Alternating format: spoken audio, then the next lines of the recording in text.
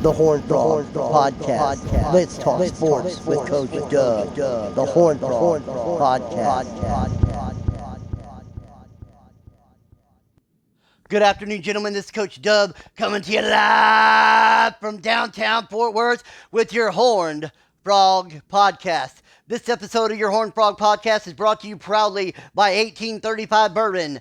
Texan made, Texan proud. Go Texan. 1835 Bourbon. Come and take it. And also by Rick's Cabaret, Fort Worth. Come early for the drink specials. Stay late for the entertainment. Always a good time at Rick's Cabaret, Fort Worth.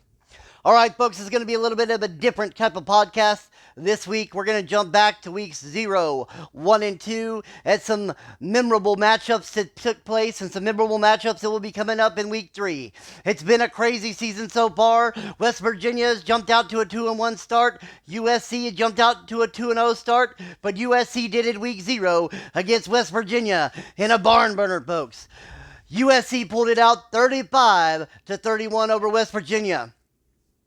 In that game, USC had 18 first downs and West Virginia had 19. There's not much of a difference there, folks, but the rushing difference was the biggest one. West Virginia had 31 attempts for 219 yards and a rushing touchdown, averaging 7.06 yards a carry, while USC had 18 carries for 34 yards but 3 rushing touchdowns. USC only averaged 1.89 yards a carry.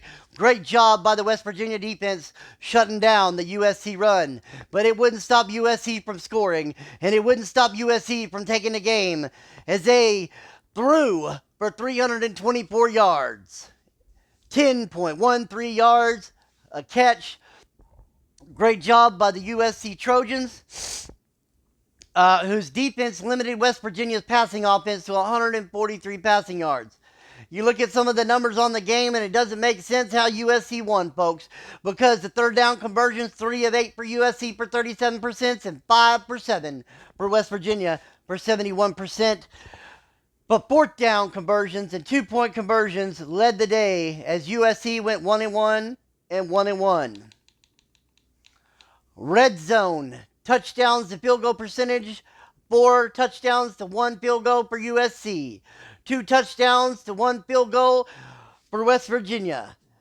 USC was 100% in the red zone, and West Virginia was 50%. That could have been part of the game. West Virginia had 4 turnovers, 3 for USC. 1 fumble lost and 3 interceptions by West Virginia and 3 interceptions by USC. It was a defensive showout and an offensive blowout. What a game for these two teams. But the biggest disparity in the game, folks, was 518 total yards for USC to the 409 of West Virginia. What a great game. We hope that they meet again in the playoffs, because I bet you it'll be a big one again. Take a quick look at some of the passing stats.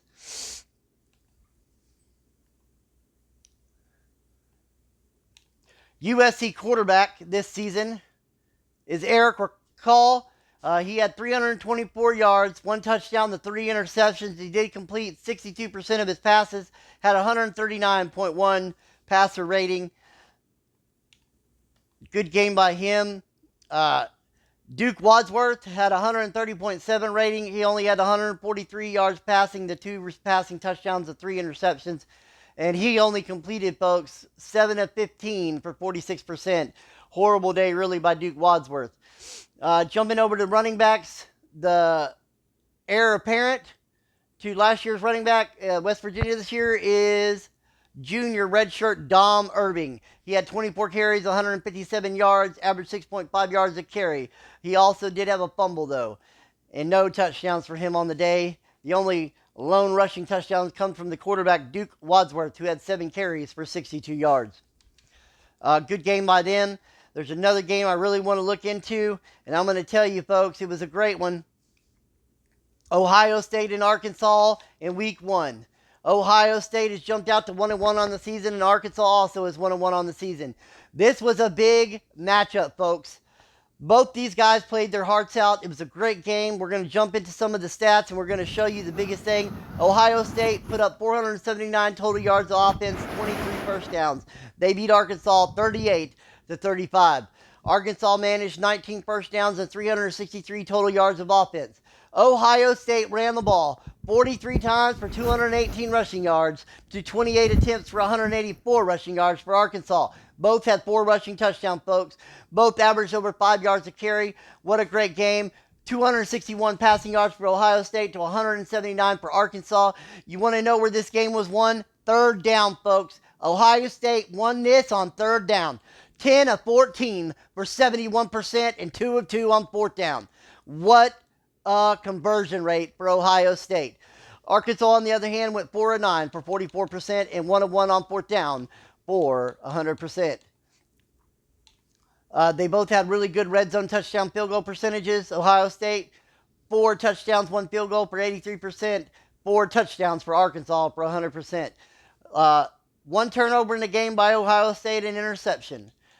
So when you look at that, folks, it's great. But also the time of possession, 14 minutes and 5 seconds to 9 minutes and 55 seconds for Ohio State. Great game by both these guys. They put up some great numbers. It's going to be a great season for both of them. Let's start with Arkansas. Dwayne Moses, the quarterback, 130.5 rating. Had 179 passing yards. No touchdowns, no interceptions. Completed 15 of 23 for 65%. Ohio State, Jalen Kearns, the senior redshirt, 261 passing yards. He also had a passing touchdown and the 1 interception, but he completed 16 of 18 passes for 88%. Let's jump over to the running game. Top runner for Ohio State was Chuck Runyon, 9 carries, 84 yards, 9.3 a carry, 2 touchdowns. What a game by Runyon. Let's look over to the Arkansas. Dalton Stephen, the heir apparent to Jesus Save Us, Darrisaw. 19 carries, 149 yards, 7.8 yards a carry, and 3 touchdowns for him. What a game for him as he steps in for the late Jesus Darrisaw. Now let's look at some of the defensive stats on the game. 13 tackles, 2 tackles for loss for middle linebacker Bryce Cobb of your Razorbacks. What a game for him as he had 13 tackles and 2 tackles for loss. Also, free safety Tyree Dennis, the senior, had 11 tackles and 2 tackles for loss for Arkansas. Ohio State didn't have some big tacklers. Their leading tackle, Tyrone Denbo, the strong safety, had 7 tackles and 1 tackle for loss. Somehow Ohio State pulled it out, and we expect them to keep doing it for the rest of the season. But what a game that was between them two. Let's jump over to week 2. Next notable matchup, once again, Ohio State in another one. And this one they don't manage to pull out. 59-57, Kentucky takes down Ohio State and moves to 2-0 on the season. What a game that was, folks. Went down to the wire. Several overtimes. If I'm correct, I think it was 3 overtimes. 59-57. What a game. 26 first downs for Kentucky, 19 for Ohio State. They both put up over 500 yards of offense. 547 yards for Kentucky, 543 for Ohio State. 30 for 204 rushing and a touchdown for Kentucky. 27 and 223 rushing and 3 touchdowns for Ohio State. Man, what a game it was. They both averaged over 12 yards a pass. 12.7 for Kentucky, 12.31 for Ohio State. 343 passing yards for Kentucky to 320 for Ohio State. When you talk about a game, this is close as close can be. Every stat on this board, folks, jumps out and says almost dead even. 5 of 9 on third down for 55% for Kentucky. 5 of 10 for Ohio State for 50%. Fourth down conversions, Ohio State went 1 of 2 for 50%. 2-point conversions, 4 of 5 for Kentucky for 80%, and 4 of 7 for Ohio State for 57%. If you want to get technical, folks, that is the difference in this game. The 2 points where Ohio State missed one of their 2-point conversions, which would have jumped it out a little bit different. Only 2 turnovers in the game, 1 by each team, both interceptions. Both teams played their hearts out. We expect great things from them on the season. Junior quarterback Vince Howard III of Kentucky, All-American last season, threw for 343 yards and 5 passing touchdowns to the lone interception, 24 of 27 for 88% completion percentage, 249.3 QB rating. Expect to see him on the Heisman list this season, folks, as he continues to put up dominant performances like last season. Ohio State quarterback Senior Jalen Kearns, 207.9 QB rating, 320 passing yards, 4 passing touchdowns, and 1 interception. He went 16 of 26 for 61%. If Kearns has a downfall, folks, is his completion percentage, but expect big things also from him this season. Jumping over, the top rusher for Ohio State, Connor Freeman, 12 carries, 117 yards, 9.8 yards a carry, and 1 touchdown. What a game by Freeman. And then Kentucky, Lane Backshots. What a name! I don't really know if I want his name, folks. We're not even going to get into that. But what else can you say? Lane Backshots. 14 carries, 136 yards, 9.7 yards a carry, and 1 touchdown. Hey, Kentucky, if you're listening, you might ought to go in there and edit that guy's last name. Just saying. Top performances receivers. Kai Tops, the junior wide receiver for Kentucky, had 7 receptions, 128 yards. No touchdowns. The one that had it all was Jack Me Off. Whoa! 5 receptions, 115 yards. 23 yards in the reception and 4 receiving touchdowns. Jack Me Off had the day. My God, I'm wondering if he's changed these names himself already. Whew! Didn't see that one coming, folks. We went from back shots to Jack Me Off. I don't know where this is going. This is a family-friendly show, folks. Let's take a look at Ohio State. 4 receptions for A.J. Adai. 127 receiving yards, 31.8 yards of reception. No touchdowns for him. We also have Jawan Probo, the junior wide receiver. 6 receptions, 106 yards, and a touchdown. And then Cedric Trask, the senior, had 4 receptions, 78 yards, and 3 receiving touchdowns. Defensively, Howie Marshall, the middle linebacker for Ohio State, led them with 11 tackles, 1 tackle per loss. He also had an interception. Another big notable game was defensive tackle Kyron Riggins. He had 9 tackles, 5 tackles per loss, and 2 sacks. What a game for him. You also had Kesey and Shags both recording 1.5 sacks on the game. Kentucky leading tackler was strong safety Dion Hood, 8 tackles, 1 tackle per loss. Back behind him was right outside linebacker C.J. Matthews, who had 7 tackles and a tackle for a loss. So great game by those guys. A great game overall. What a season it has been so far, folks. Some great games, some great competition, some great sportsmanship. Really appreciate to see it. You guys are doing a great job. We're going to jump in real quick at a little bit of the Heisman race. The current Heisman race has running back Sean Callow of Notre Dame in the top spot, followed by running back Dom Irving of West Virginia in the second spot, followed by quarterback George Bragg of Notre Dame in the third spot, and then wide receiver Jake Gallagher and Kona LaBeo of Notre Dame rounding out your Heisman list to start the season. But that's not to be said, folks. There's a lot of people out there that are really going to put up some big numbers. They're going to really do some big things. We're going to jump into week 0. Your national player of the week was defensively was Notre Dame's Melo Boye, who had 2 tackles, 3 interceptions, and 2 defensive touchdowns. Let's look at the ACC. Your offensive player for week 0 for the ACC was UCLA wide receiver Jamie McGlynn, who had 5 receptions, 232 receiving yards, and 3 receiving touchdowns. In the Big 12, week 0, nobody worth noting because none of the users had any games, so we'll skip that over to the Big 10. Week 0, the performance against West Virginia. Roderick Cleveland of USC defensively had 9 tackles and 1 sack and a forced fumble in that game. Great job by him. The forced fumble could have been the difference. Offensively, Darius Kopp, 5 receptions, 129 receiving yards, and 1 receiving touchdown. SEC Week 0, defensively, Texas Tech, Lamar Pettigout, 10 tackles, 1 interception, and a defensive touchdown for the strong safety from Texas Tech. Offensively, it goes to Dalton Stephen, who had 21 carries for 246 rushing yards and 2 rushing touchdowns. He also added 3 receptions for 10 receiving yards. Jumping into week 1, staying in the SEC, Texas Tech defensively, Miguel Pino, 5 tackles and 3 sacks, but the defensive tackle, great game for him. And again, Dalton Stephen, 19 carries, 149 yards, 3 rushing touchdowns, 6 receptions, 69 receiving yards. Jumping up to the ACC, nobody worth noting for the users in this week. To the Big 12, nobody worth noting. To the Big 10, Tennessee linebacker Lee McNitt, 5 tackles and 3 sacks for him in a big win against Florida for Tennessee, where they won 44-27 over the Gators in the Swamp. Offensively, Roderick Banfield of your Washington Huskies went 14 of 23 for 440 passing yards, 6 passing touchdowns. He was also sacked 2 times, but he had 6 carries for 24 yards as Washington steamrolls FCS Northwest 42-10 in Week 1. Jumping now to Week 2. Your ACC Defensive Player of the Week, Nebraska.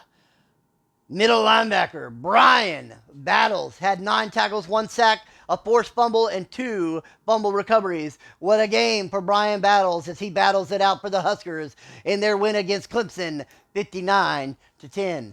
Offensively goes to Notre Dame's Sean Callow, who had 27 carries, 213 rushing yards, 4 rushing touchdowns. He also had a reception for 13 receiving yards and a receiving touchdown. Great game by Sean Callow as Notre Dame blows out the Cal Bears 49-10. Sorry, folks, I need to get me a drink. My throat's getting a little hoarse. This has been a 16-minute podcast. I apologize about that, too. We're almost finished, I promise you.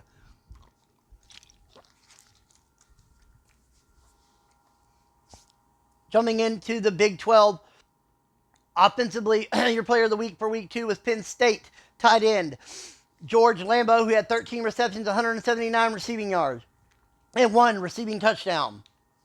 In the Big 10, defensively, Ohio State, Kyron Riggins, the defensive tackle, 9 tackles and 2 sacks in the close loss to Kentucky in triple overtime.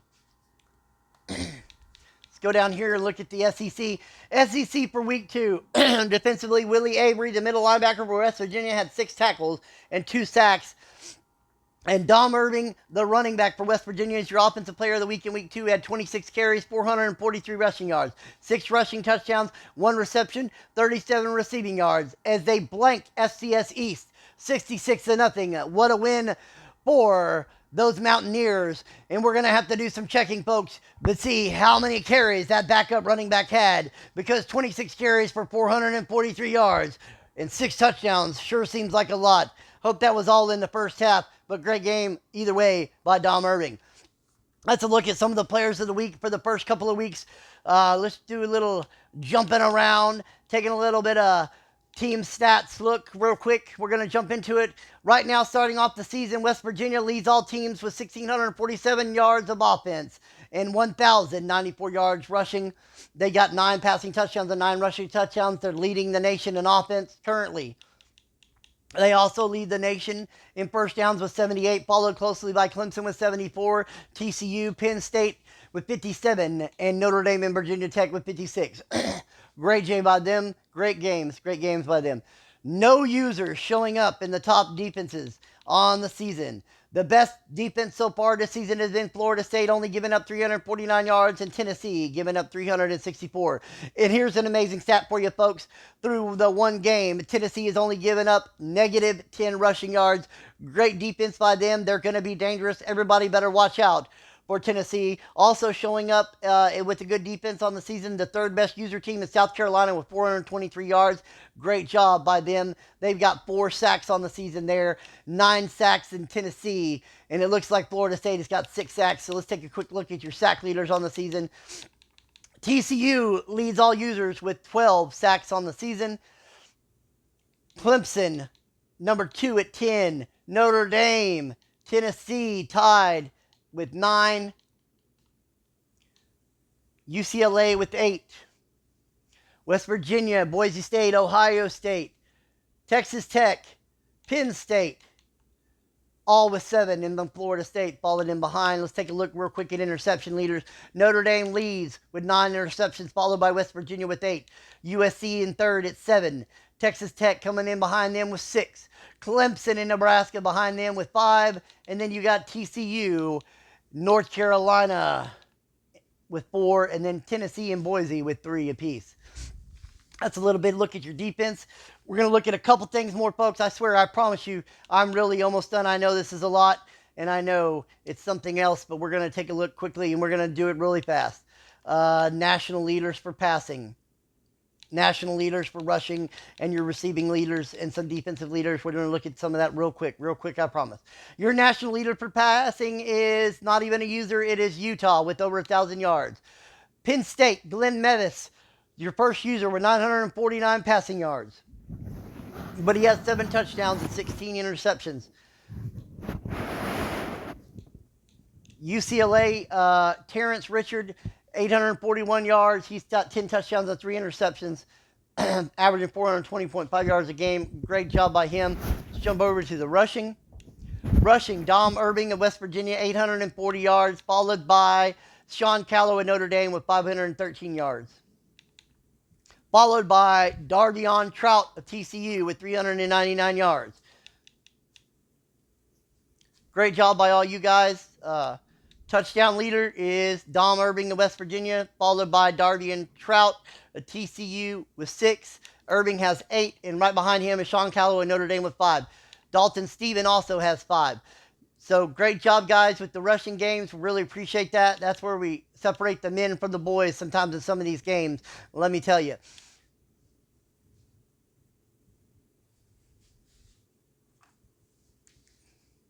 All right, so we're going to take a look one more time at just one more thing, folks. So we've got some great games coming up in the schedule weeks. We're going to look at that. I was going to try to look at some receiving stats for you, but my TV just went haywire. So I'm sure that's going to be my kids hooking their tablets up to my TV because it is not letting me go back to my game no matter what I do.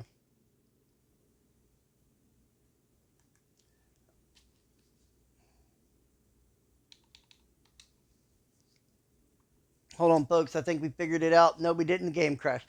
Okay, so notable games upcoming. I want to say, I don't know if I can get there. We'll find out. Nope, going to give me a connection error.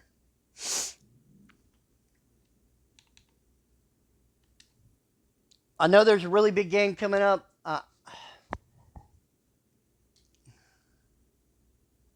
Well, never had that happen before. In the middle of the podcast, all my stats and everything dropped off the screen and just crashed on me. Doing everything I can to get it back because I wanted to take a quick look ahead at upcoming games. So, upcoming games for week 3.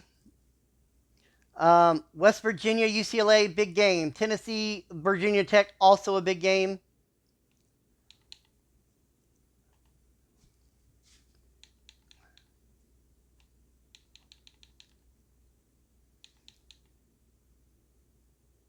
Yep, South Carolina, Houston, that should be a good game.